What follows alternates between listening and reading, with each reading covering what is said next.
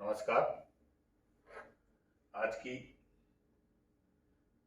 Physical chemistry की class में BSc part second year के सभी विद्यार्थियों का स्वागत है। हमारा टॉपिक फेज रूल चल रहा है और आज का टॉपिक है सॉलिड सॉल्यूशन, ठोस विलयन। सबसे पहले हम देखें ठोस विलयन कहते किसे हैं। किन्हीं दो ठोसों के सममांगी मिश्रण को ठोस विलयन कहते हैं और ये दो प्रकार के बनते हैं। पहले है सर्वांग गलनांक वाले यौगिक। सर्वांग गलनांक कहते किसे हैं? वह ताप या वह स्थिर ताप जिस पर किन्हीं दो अवयवों से बना हुआ स्थायी यौगिक पिघलता हो, सर्वांग गलनांक कहलाता है। इस ताप पर जिस पर उसी संगठन वाली ठोस व द्रव प्रवस्थाएं परस्पर साम्य में होती है, जैसे मैग्नीशियम जिंक सिस्टम। सेकंड देखें असर्वांग गलनांक वाले यौगिक। तो असर्वांग गलनांक होता क्या है? वह ताप जिस पर किन्हीं दो अवयवों से बना हुआ अस्थायी यौगिक अपने नियत गलनांक से पहले ही विघटित होकर अन्य ठोस में बदल जाता है तथा विलयन में बदल जाता है, असर्वांग गलनांक कहलाता है। जैसे NaClH2O सिस्टम या FeCl3H2O सिस्टम। सबसे पहले हम देखें जिंक मैग्नीशियम सिस्टम। तो ये जो तंत्र है वो सर्वांग गलनांक वाला, या इस यौगिक में या इस तंत्र में एक सर्वांग गलनांक वाला यौगिक Mg जिंक ट्वाइस बनता है और जिसका गलनांक निश्चित 590 डिग्री सेंटीग्रेड होता है। यह ताप जिंक के गलनांक 420 डिग्री सेंटीग्रेड तथा मैग्नीशियम के गलनांक 650 डिग्री सेंटीग्रेड के मध्यवर्ती होता है, अर्थात जिंक से तो ज्यादा और मैग्नीशियम से कम। यह यौगिक पर्याप्त स्थायी होता है और बिना संगठन बदले ही पिघलता है, अर्थात इस तंत्र का है जो प्रवस्था आरेख है वो इस प्रकार है। ये देखिए आप, ताप और संगठन के मध्य हमने आरेख खींचा, ताप और संगठन के मध्य हमने आरेख खींचा तो इस प्रकार ये आरेख प्राप्त होता है। यहां है 100% शुद्ध ठोस जिंक है जिसका गलनांक है A, गलनांक बिंदु 420 डिग्री सेंटीग्रेड। यहां है मैग्नीशियम 100% शुद्ध ठोस जिसका गलनांक है बिंदु B 650 डिग्री सेंटीग्रेड। और ये बिंदु D है जहां की ये दोनों जिंक और मैग्नीशियम दोनों मिलकर सर्वांग गलनांक वाला यौगिक मैग्नीशियम जिंक ट्वाइस बनाता है। इसके गलनांक बिंदु को दर्शा रहा है, ये है 590 डिग्री सेंटीग्रेड। जैसे ही शुद्ध जिंक में ये गलित मिलता है, अर्थात मैग्नीशियम जिंक ट्वाइस मिलता है, तो इसके गलनांक का मान कम होता रहता है और बिंदु C प्राप्त हो जाता है। ये C यूटैक्टिक बिंदु है। इसी प्रकार बिंदु E भी यूटैक्टिक बिंदु है। इधर देखें हम सर्वप्रथम इसमें, तो यहां वक्र D' ये जो लाइन थी, इसके बाएं हाथ की तरफ, ये बायां भाग, ये दायां भाग, बाएं भाग की तरफ जिंक और मैग्नीशियम जिंक ट्वाइस उपस्थित है, जबकि D' के दाईं ओर देखें तो यहां मैग्नीशियम तथा मैग्नीशियम जिंक ट्वाइस दोनों उपस्थित है। वक्र DC को देखें, ये वक्र DC, ये DC। तो वक्र DC यौगिक में मैग्नीशियम जिंक ट्वाइस में जिंक के मिलाने पर हिमांक अवनमन को दर्शाता है। और वक्र DE है इधर वाला जो ये E, ये वक्र DE, इसमें मैग्नीशियम जिंक ट्वाइस में मैग्नीशियम मिलाने पर गलनांक में अवनमन दर्शाता है या हिमांक अवनमन को दर्शाता है। फिर देख लो जो DC वक्र है उस वक्र में तो जो यौगिक हमारा सर्वांग गलनांक वाला यौगिक बना रहा है उसमें जिंक मिलाने पर हिमांक में अवनमन को दर्शाता है। जबकि डीई वक्र है उसमें यौगिक में हम मैग्नीशियम को मिलाते हैं तो हिमांक में अवनमन को दर्शाता है। बिंदु डी पर जो बिंदु डी है वो मैग्नीशियम जिंक ट्वाइस जो हमारा सर्वांग गलनांक वाला यौगिक है उसके गलनांक बिंदु को दर्शाता है। अतः यह बिंदु एक अवयवी तंत्र है। बिंदु ए मैंने बता दिया जिंक का गलनांक बिंदु है। बिंदु बी मैग्नीशियम का गलनांक बिंदु है जिनका मान क्रम से 420 और 650 डिग्री सेंटीग्रेड होता है। बिंदु ए, बी तथा डी अचल बिंदु है क्योंकि इन तीनों ही बिंदुओं पर एक ही प्रवस्था है। बिंदु सी और ई देखें तो बिंदु सी और ई यूटेक्टिक बिंदु है और यूटेक्टिक बिंदु हमेशा अचल होता है क्योंकि वहां ए बराबर 0 है। इन तीनों ही बिंदुओं पर या दोनों ही बिंदुओं पर बिंदु सी को देखें तो बिंदु सी पर जिंक ठोस है और यौगिक है और गलित अवस्था है, और बिंदु ई पर मैग्नीशियम हो जाएगा, यौगिक हो जाएगा और गलित अवस्था हो जाएगी। इस प्रकार एफ का मान 0 प्राप्त होता है, 0 प्राप्त होता है और तंत्र क्या है, अचल है। बिंदु एक्स को देखें इस ग्राफ में हम, ये बिंदु एक्स, तो बिंदु एक्स में हमें गलित प्राप्त है।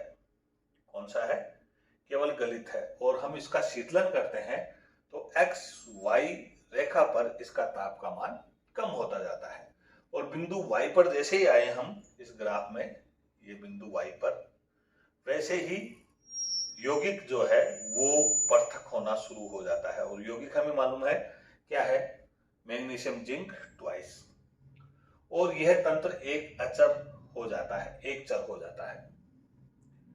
ताप को और कम करते हैं तो गलित का संगठन बदलने लगता है और ताप कम हो जाता है तथा शीतलन जो होगा वो वक्र होगा YC।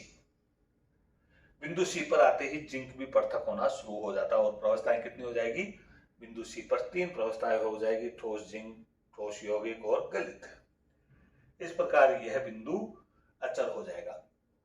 इसी प्रकार हम देखें जो हमारा X डैश बिंदु है वहां भी गलित को ठंडा करें तो गलित को ठंडा करते ही या शीतलन करते ही जैसे ही बिंदु Y डैश पर आता है तो इस गलित में से यौगिक पृथक होना शुरू हो जाता है, क्या हो जाता है, और इसका फिर शीतलन धीरे धीरे Y डैश से E वक्र पर होता है। ये इसका शीतलन वक्र है, किसका, मैग्नीशियम जिंक ट्वाइस का। धीरे धीरे आते हैं तो इसमें से लगातार गलित में से मैग्नीशियम जिंक ट्वाइस यौगिक पृथक होता जाता है, और जैसे बिंदु ई पर आते हैं तो इसमें से ठोस मैग्नीशियम भी पृथक होना शुरू हो जाता है। इस प्रकार हम देखें तो बिंदु Y डैश पर ठोस मैग्नीशियम, ठोस यौगिक और गलित 3 प्रवस्थाएं हो जाती है। इस प्रकार यहाँ ये बिंदु भी अचर या यूटेक्टिक बिंदु होता है। अगला सिस्टम है फेरिक क्लोराइड वाटर सिस्टम। यह तंत्र सर्वांग गलनांक वाले फेरिक क्लोराइड के विभिन्न संगठन वाले हाइड्रेट बनाते हैं, और यह निम्न 4 हाइड्रेट है, कितने हैं, 4 स्थायी हाइड्रेट बनाता है। कौन सा, डूडेका, हेप्टाडेका, पेंटाडेका और टेट्राडेका। और हम यहाँ देखें जो FeCl3 है वो हम डाइमर के रूप में ले रहे हैं। डाइमर के रूप में क्यों ले रहे हैं, यदि हम एकलक के स्थान पर डबल अणु ले रहे हैं डाइमर के, जिससे जल अणुओं की संख्या पूर्ण संख्या के रूप में स्थित रहे, आंशिक नहीं रहते, यानी 3/2 नहीं हो, पूर्ण संख्या हो। इस तंत्र के जो FeCl3H2 तंत्र है उसके लिए प्रवस्था आरेख ये है, बहुत ही देखें यहाँ, तो ये जो आरेख है वो 1 2 3 4 5 क्षेत्रों में बटा हुआ है। यहाँ बिंदु B, D, F, H और I, ये सभी बिंदु यूटेक्टिक है और सभी हाइड्रेट के लिए अलग अलग है। बिंदु A शुद्ध जल उपस्थित है जहां इसका हिमांक बिंदु है 0 डिग्री सेंटीग्रेड, और यहाँ FeCl3 है। बिंदु C पहला सर्वांग गलनांक बिंदु है जहां डूडेका बिंदु ई दूसरा सर्वांग गलनांक बिंदु है जहां यौगिक है हेप्टाडेका। बिंदु जी तीसरा सर्वांग गलनांक बिंदु है जहां यौगिक है पेंटा एक्वा या पेंटाहाइड्रेट। और यहाँ जो बिंदु आई है वो चौथा 4 चौथा सर्वांग गलनांक बिंदु है जहां टेट्राहाइड्रेट प्रवस्था उपस्थित है।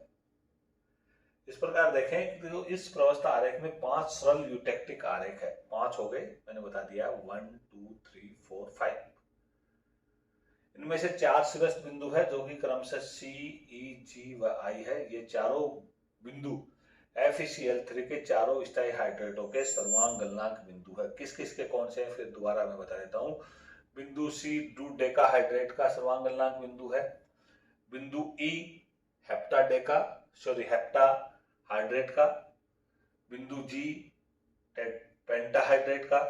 और बिंदु आई टेट्राहाइड्रेट का सर्वांग गलनांक बिंदु है।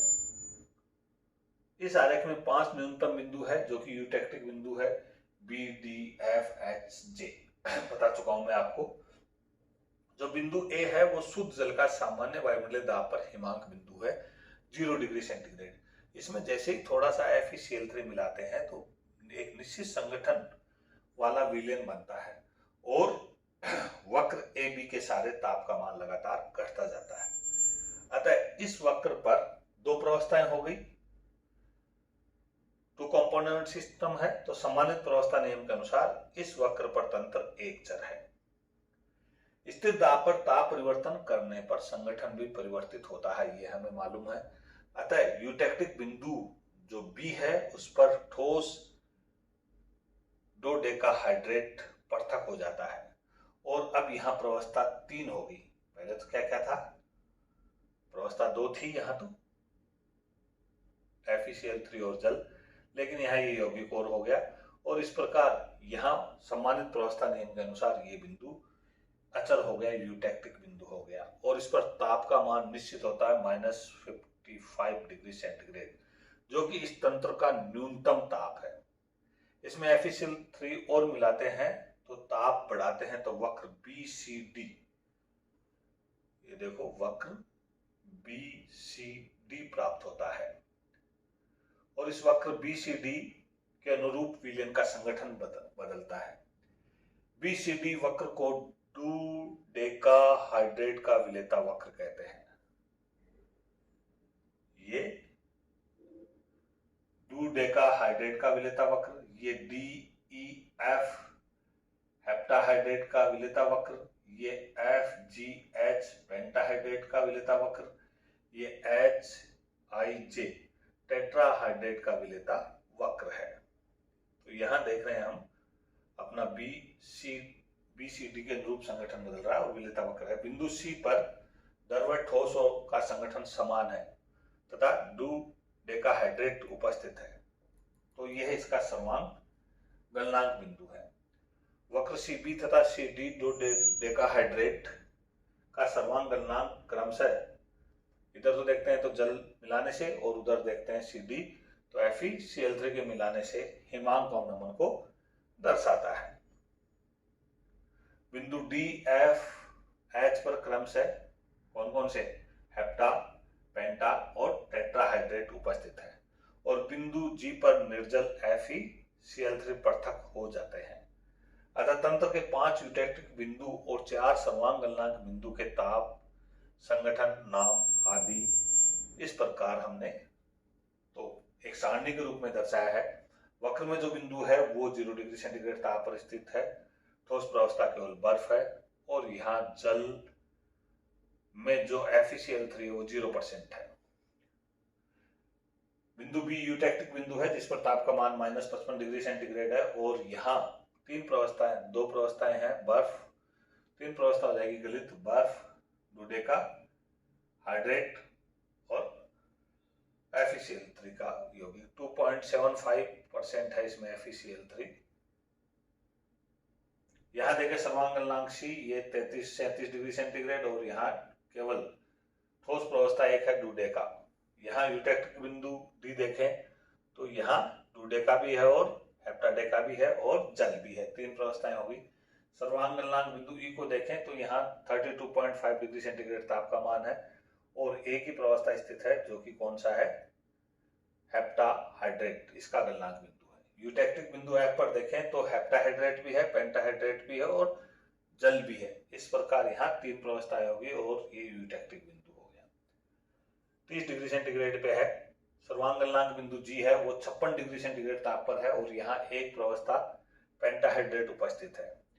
यूटेक्टिक बिंदु एच पर देखें तो पेंटाहाइड्रेट तथा टेट्राहाइड्रेट तथा जल तीनों प्रावस्थाएं उपस्थित है और ताप का मान कितना है, 55 डिग्री सेंटीग्रेड। सर्वांग गलनांक आई वाला देखें तो यहाँ ताप का मान 73.5 डिग्री सेंटीग्रेड है और यहाँ ठोस प्रावस्था केवल एक उपस्थित है, कौन सी, टेट्राहाइड्रेट।